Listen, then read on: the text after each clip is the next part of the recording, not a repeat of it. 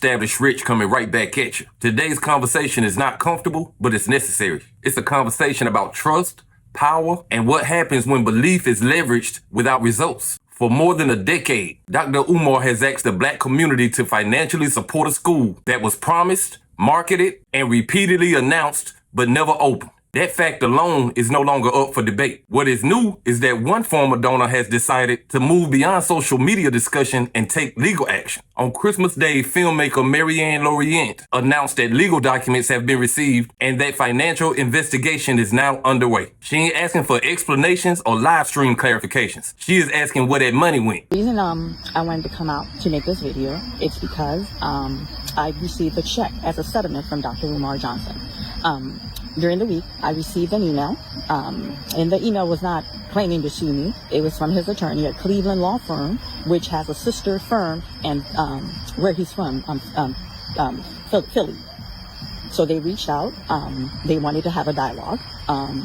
They wanted to give me a form of payment for my hardship that I dealt with Dr. Umar, for my donation. And then for my therapy, what I did say I went to therapy in one of the videos, so they did their homework pretty thoroughly. They wanted to reimburse me for that. And he wanted to move forward and not have me make disparaging video about him anymore. Okay, so I'm sitting here, I'm like, disparaging video? I don't understand. Can you elaborate on that? Well, Ms. Lorient, you're getting on your YouTube video, you're saying he's dating outside his race, which is factual. He doesn't date outside his race. I said, okay, so we're having a dialogue. Let me put some clarification. Well, we don't need, I said, you're going to allow me to speak, sir. You're going to allow me to have clarification. I said, first of all, I was gracious and I was kind. All I said on that YouTube video, he wanted to see with a Caucasian woman. I said, but I took my phone because we were having the Zoom meeting on my laptop, on my Apple laptop. So I took my phone on block and I sent a text, bleep. It went beep. I said, that beep you hear next to him, that's me texting him his own message, which is his acting number, his own message. I said, in that message, this is from Dr. Umar. He told me, Queen, this is how we're going to do this scene. I'm going to be bare-chested. This woman's going to have exposed breasts, and she's going to be pressing against my chest. I don't know if he thought I was doing a porn video, because we told him a feature film. But moving along, and they're like, well, we don't need, I said, well, I'm going to finish. Whether you want to hear it or not, I'm going to finish. I said, that's what he wanted. And then the scene, I'm going to break it down to you, family. The scene was for him to go, he came to his senses because he had a moment of weakness. This is him typing all this garbage to me. He came to his weakness because he had a moment of weakness. And he's going to go, no, I am a Pan-African leader. I can't stoop to this level. Black Queen forever, Snow Bunny never, and I'm going to throw her off the bed. This is what he wanted to incorporate in the movie. And I said, no, we're not. We're having this dialogue. We're going to give you 68,600. I left the checks up there. I haven't even cashed the check yet.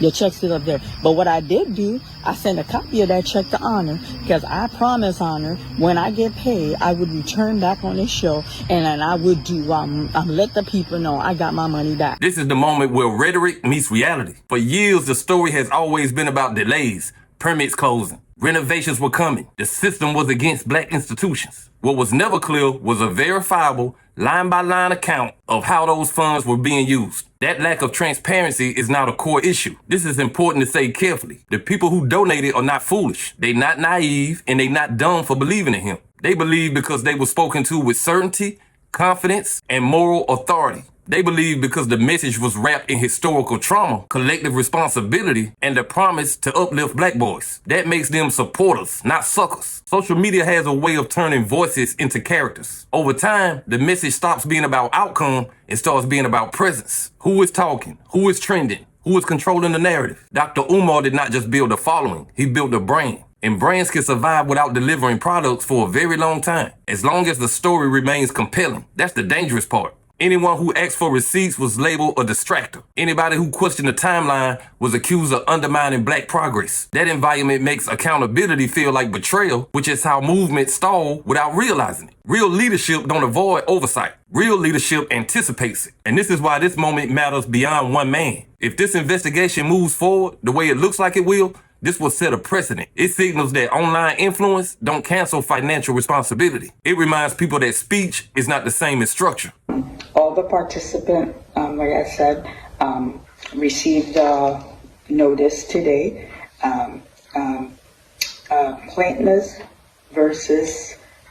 Plaintiff donors versus Janine Sheehan, known as celebrity name, Dr. Umar Johnson. This is now an official court matter.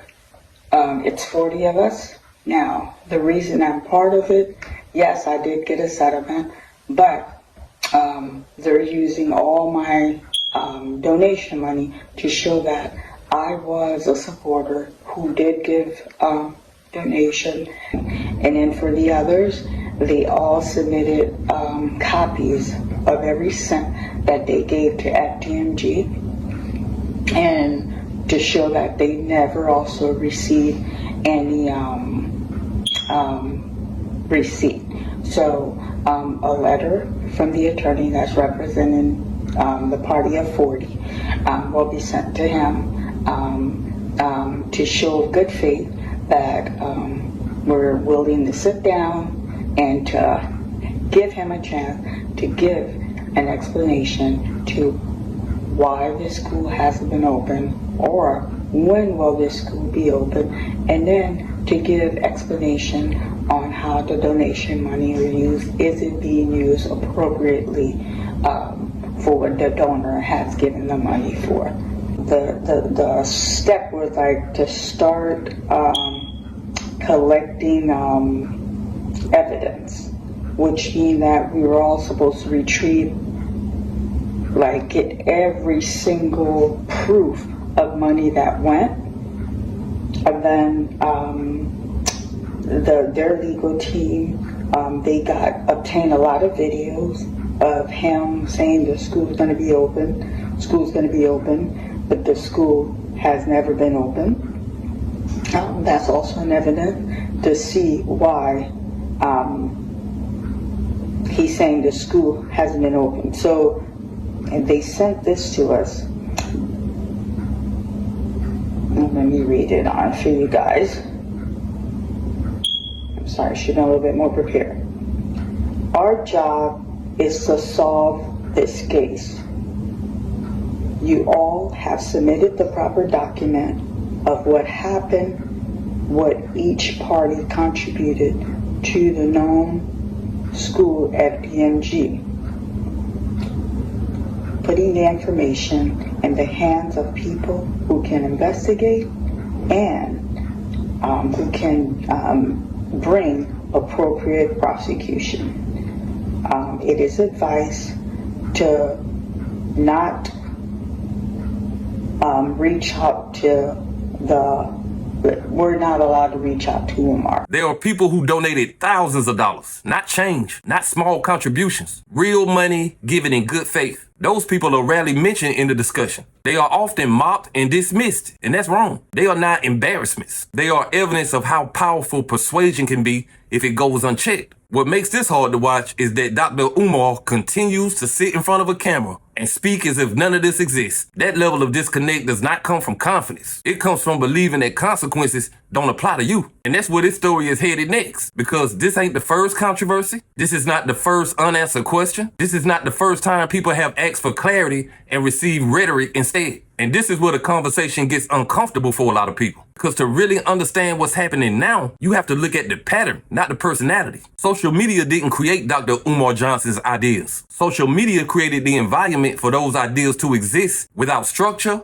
oversight, and deadlines. When you remove institutional guardrails, the loudest voice often becomes the leader. Not because it's the most qualified, but because it's the most confident. Over time, the message shifted. It moved from here's the plan to trust the process. And trust the process is where accountability goes to die if you're not careful. This is not unique to Dr. Umar. This is a social media era problem. We have created a culture where presence is mistake for progress, where talking about change is the same as delivering change, where the audience is trained to defend the messenger instead of demanding the mission get completed. For years, donations came in because the story never ended. There was always another live stream, another explanation, another enemy to blame. What was missing was a hard stop, a date, a receipt, a function in school. And when you say that out loud, it sounds crazy. School is not a metaphor, it's a building. With students, with teachers, with doors that open and close every day. This is where charisma becomes dangerous.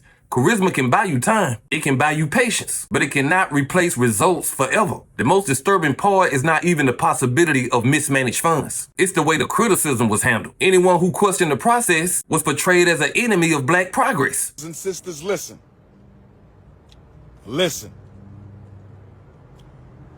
all I want to say to you right now is thank you to those who have been riding with the Prince of Pan-Africanism. Thank you to those who have been standing strong with Ifa Tunde Oguntade. Thank you to my day one ride or dies. Thank you. To the haters, the instigators, the defamers.